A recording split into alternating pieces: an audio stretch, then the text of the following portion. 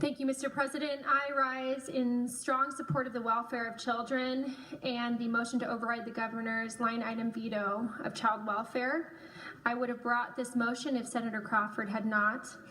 I believe that public safety is one of the top, if not the top, responsibility of government.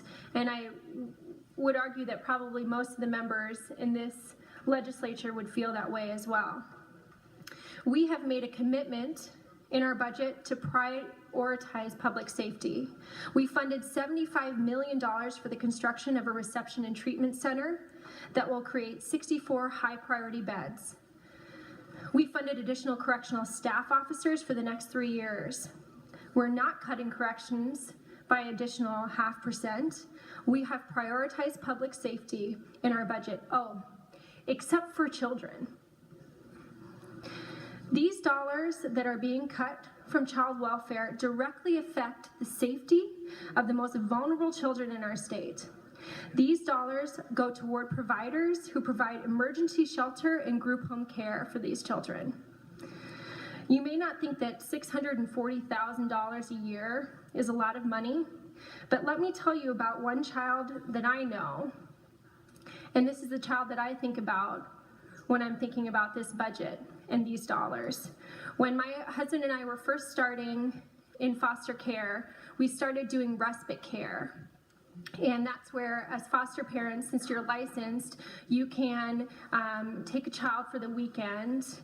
And we had the pleasure of taking a 9-year-old child. He was redheaded, freckled, glasses, just the cutest little 9-year-old. He had been severely abused in his life.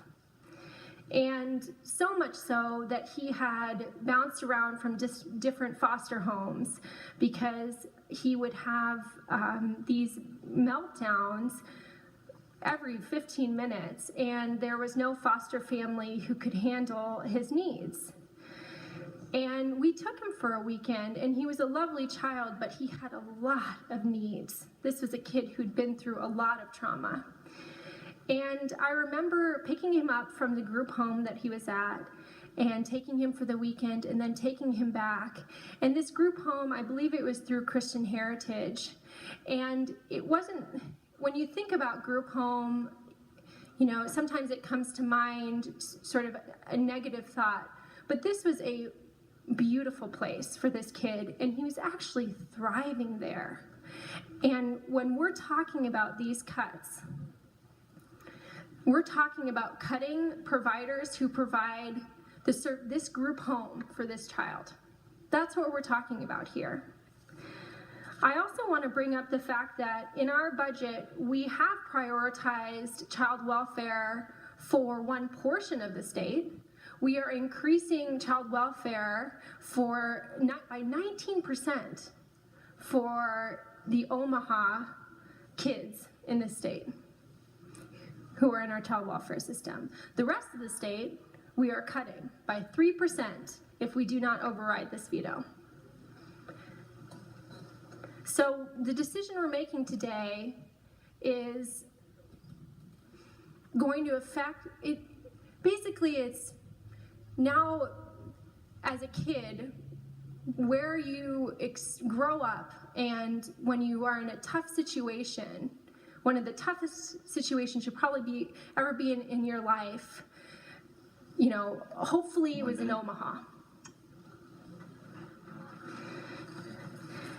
And we're doing this at a time when we're seeing increases in out-of-home care in the western portion of Nebraska and the southeast portion of Nebraska, the highest rate of increases in out-of-home care.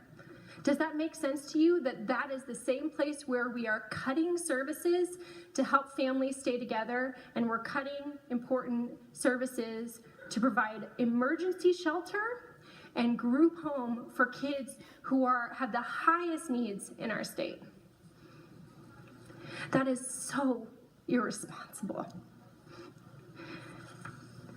We are balancing this budget, $1.2 million, let me remind you, $1.2 million, 3% of the rates that go to shelter, group home care, Thank you. Thanks, Senator Wishart.